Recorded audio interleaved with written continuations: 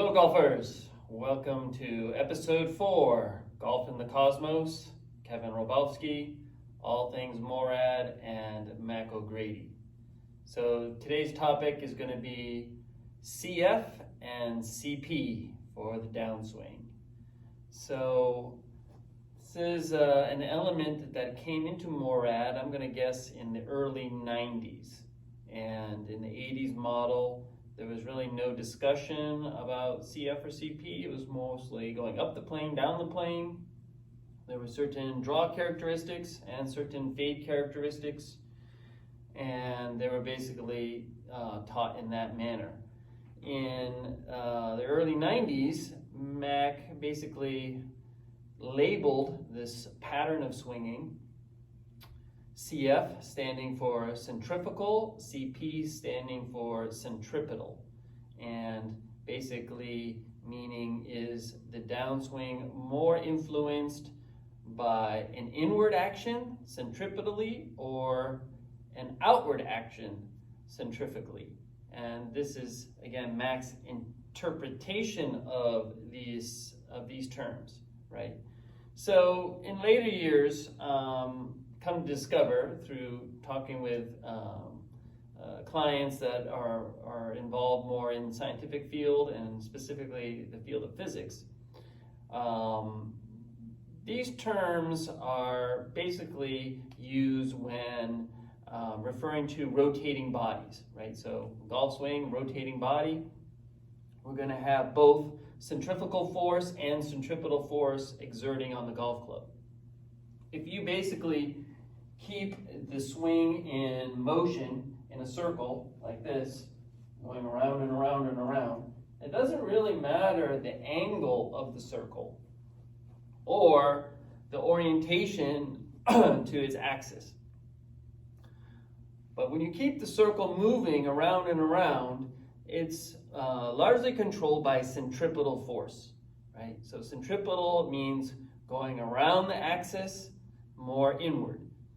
The centrifugal force is the club going outward, right? The outward force really acting on the club. So if I was going around and around in a circle like this, and I let the club fly out of my hands, now the club is moving from centrifugal force, right? I stopped my rotation, I stopped the inward, I stopped the centripetal, I let go of the club, and now it's flying out from centrifugal force. So outward means from the center out to the radius of the circle, right? To the arc of the circle, right? In means moving around and staying in motion, right? So all rotating bodies have a centrifugal pull out and a centripetal pull in. And so this is more of the clear physics sort of definition. The way Mac interpreted it was if you swing to the right, inside out to the right, then you're swinging centrifugally. And if you're swinging outside in to the left, then it's inward and it's centripetal. So this is Mac's interpretation of centrifugal and centripetal sort of, downswing and basically encouraging either a fade or a draw. Of course, now you get into the weeds because, there's exceptions to these rules where a Lee Trevino will swing CF centrifugally and hit a push fade. And then there's Sam Snead who sings CP centripetally inward and then he hits a draw, right? So these are a pull draw. So basically it gets a little complicated. But generally speaking, CF and CP as regarded into 90s MORAD was, are you swinging out to the right or into the left, right? So again, that's not really the way it's sort of described in physics.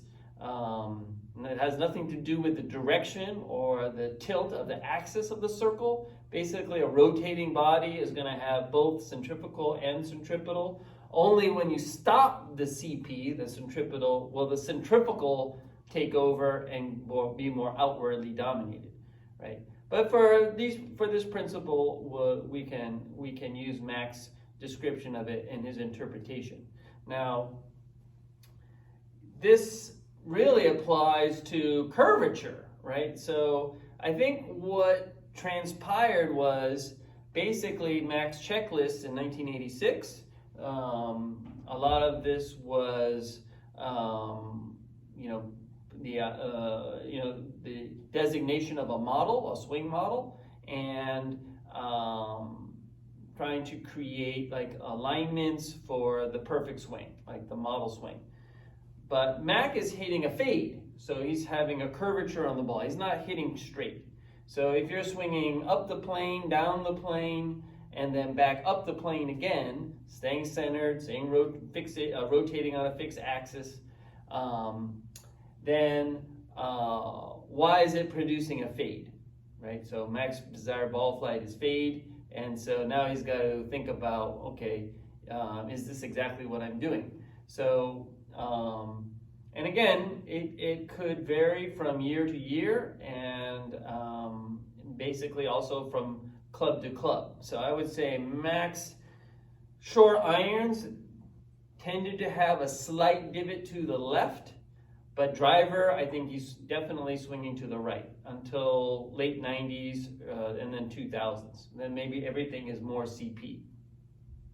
But definitely 80s, he's swinging driver CF out to the right. And you can see this by basically some of his reference points.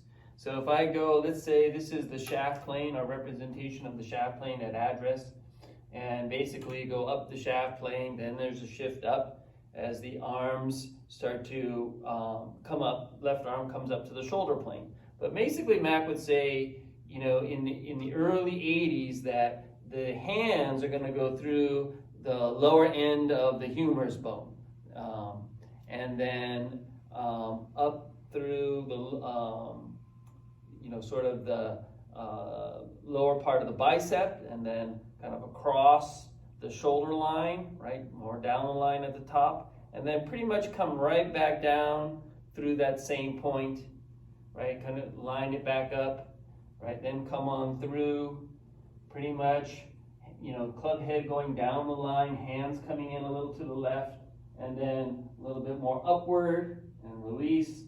The thumbs near the ears. You'll see that look with the Grady 86 swing. And so the change in the 90s, to kind of explain first his model, was basically pretty much the same thing. P3, left arm 45 degrees across, the hands going through the lower part of the humerus towards the base, then going up to the top, and then the CP movement was the hands going out, right? The left arm kind of squaring up at P5, maybe the shaft falling back a little bit.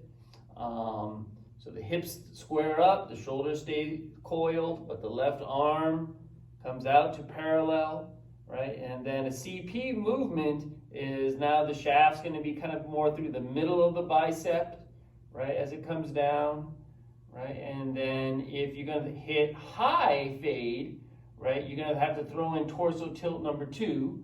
If you're going to hit low fade, you're pretty much going to continue on that line. The club head's going to be more outward at P6 out here like this, trapping the ball, hit down, and then you're going to be exiting through impact lower, kind of again through the lower part of the humerus, and then definitely more pivot orientated through the ball. So hips continue to move, right shoulder continues to move, more pivot based through impact, and that's fade, more CP, right? Now CF, you're going to go pretty much again, same address position, taking it up again through the base, going up to the top. Now, as you come on down for CF, centrifugal inside out, there's going to be, you're going to shift your weight to the left, but you're going to keep the left arm and the shoulders coiled longer. So the hands are going to return back closer to the base of the humerus, and hips are going to barely square up, probably stay a little bit closed at P5, right? And then it's going to come down lower and lower, right? Maybe down towards your forearm, maybe even under the forearm, right? And then you're going to pretty much stop the hips and shoulder rotation and let the wrists take over. Swing path is going to go out to the right. Club face is going to close a little faster. Why? Because the left knee is not straightening as much. The hips are staying closed. The shoulders are staying closed. And that throws the arms out to the right and makes the wrist turn over a little bit faster, right? So the follow through with the CF version is going to look more this way. Right? It's going to have a little more wrist action. Right? CP, I'm going to finish more pivot. One more CP. Right? And so basically CP became more the dominant swing theory. Although I do have videos of Mac in the 80s really enthusiastic about hitting draws. So again, it's very much based on an era and a time frame, right?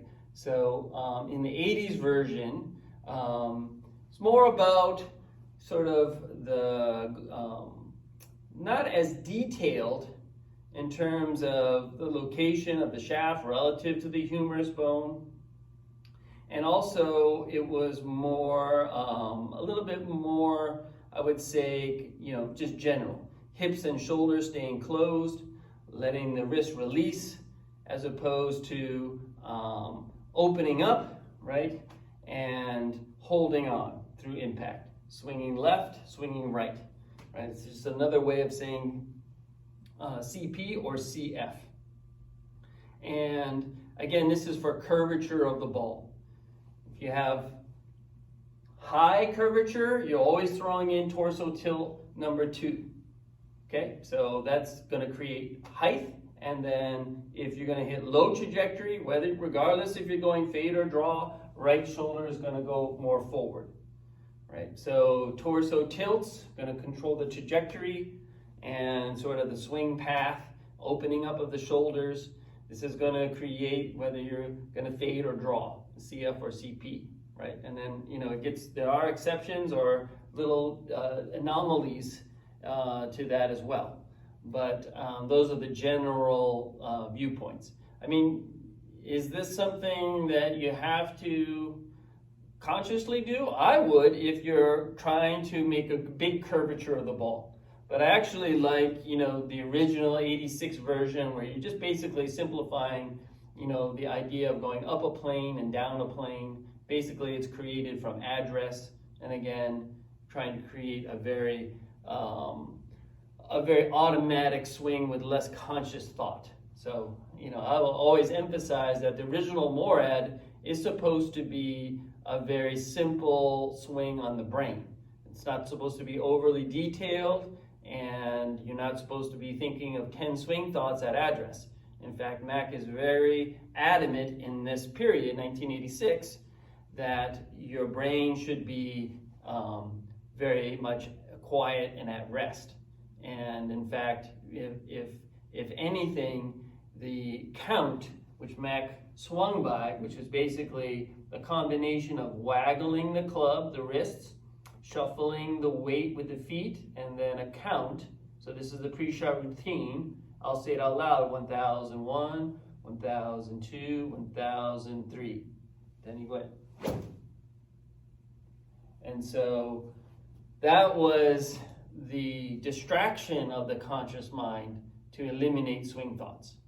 So this is extremely important in the original MORAD ideas, and something that gets lost in the sort of quagmire of late MORAD modeling, which is, very, very detail oriented, right? So if you have to focus on 10 points at P4, I don't know how you can perform your best, right? So there are, certainly in practice, we have things that we need to work on. We each have our own individual characteristics, and it's nice to have sort of a picture, a model in which to swing by, right? but you have to break it down to the nth degree, right? It's kind of like how quantum physics go. You go into smaller and smaller particles, things get very complicated. And so this is where, in terms of performance, we've got to have a very basic, clear understanding of what we're trying to do, and then visualize that. We work on our breathing to help calm the nerves, to help also distract the mind. We have the importance of a pre-shot routine. And then we go ahead and perform the action. We execute, and then we accept what happens. So we don't get overly emotional. We try to play like a machine-like state, right? And this is the goal for original MORAD swing. And so, I think there resonates with a lot of us out there, especially if we've been kind of put through the ringer. Those of you that have gone through golf machine or late MORAD modeling, or even some of the modern ideas where you feel excessively manipulating the club or your body, I would say, yeah, if it doesn't feel right, it's not right. And so the body and the brain, when it's done, when the movement's done correctly, even though there might be unfamiliarity with it, certainly it will like to adapt to more efficiency. So more efficient movement is what the brain likes.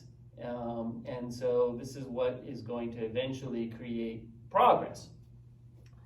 So from this direction, if we look at CP and CF from the front view, basically going to go up P1 to P4 normally.